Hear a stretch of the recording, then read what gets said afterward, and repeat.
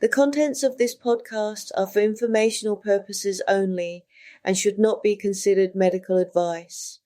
If you have a specific health concern or condition, please consult a qualified healthcare professional for more details. Check out herguru.uk/disclaimers.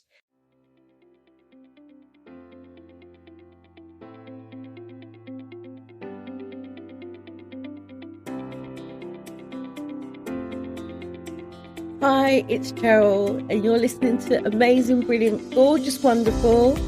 And today we're doing something wildly controversial, like as if all my episodes are not controversial. We're going to stop making everything about you, your personality. You know, if you're in a workplace where you feel scrutinised, undermined, or quietly punished for being direct, it can start to feel like you are the issue. Well, today we're zooming out, we're changing the viewing angle, and let's make the situation feel more workable, even if it's still annoying. When you're inside a stressful work situation, I've been there myself. It can feel like being stuck in a tiny room with really bad lighting and a loud clock. Everything feels personal. Everything feels permanent. And everything feels like evidence that you've done something wrong. The thing is, that's what stress does to us. It narrows our lenses. So let's widen it out.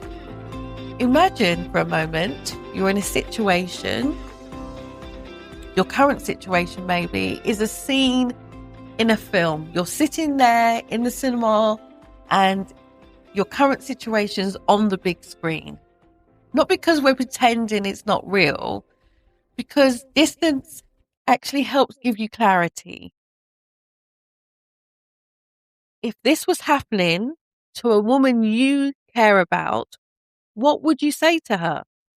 Would you say, well, maybe you should just be nicer?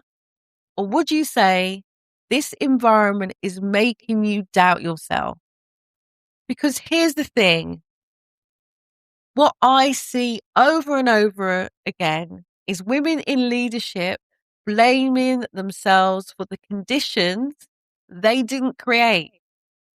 They blame themselves for unclear expectations, shifting goalposts, poor communication, politics and cliques, and especially managers who avoid conflict and then punish it. And then they start editing themselves to fit into a system that's already unstable. What would a fair observer notice that you've normalized?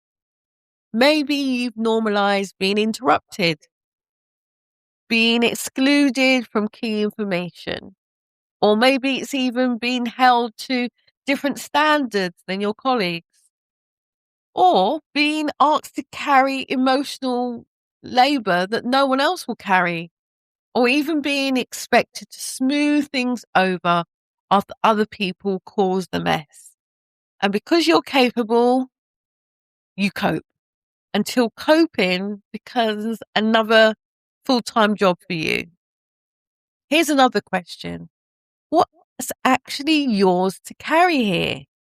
Because I know many women often carry the results, the relationships, the atmosphere, the reputation, and that unspoken tension.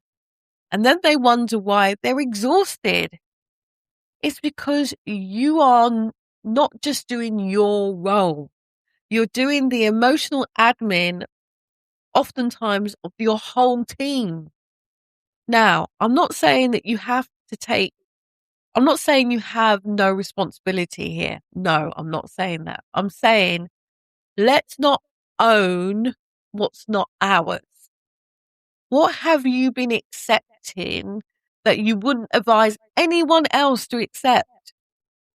Sometimes women tolerate disrespect because they don't want to be that woman, the one who complains, the one who makes things awkward, the one who can't take feedback. But there's a difference between feedback and control. There's a difference between collaboration and compliance. And when you step back, you can see it objectively. Okay, I can hear you complaining in the background. Yeah, it's not safe to stay quiet. Sometimes, yes, short term, but long term, staying quiet can become a kind of self-erasure. And that's not neutral, that costs you. Another objection I often hear, if I speak up, it'll get worse. Sometimes it does. I'm not going to lie to you.